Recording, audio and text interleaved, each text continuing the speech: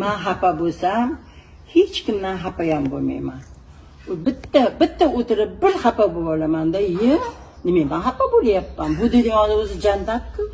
Hamma narsani Allohim yetkazib bergan bo'lsa, mevalardan tortib, sabzavotlardan tortib, qovun tarvuzlardan tortib bersa, nima uchun xafa bo'lishim kerakman? Xafa bo'lmayman men deyman-da, shartta televizorda qo'yib o'yinga tushaman. O'yinga tushgandan keyin charchasam, yotgan joyimda yana boshlayman. Yana boshlayman.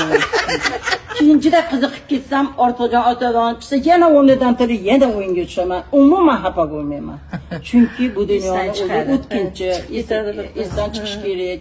Keyin ballarga ham aytamanki, hech nimadan xafa bo'lmanglar. Mana bugun yomonlik bo'ldimi, ertaga shunday yaxshilik kunlar keladi, uni ta'riflashga til ojiz bo'ladi. Biz bandamiz deb ularga ham nasihat beraman. Shunaqa qilib o'zim xursand qilib yuraman.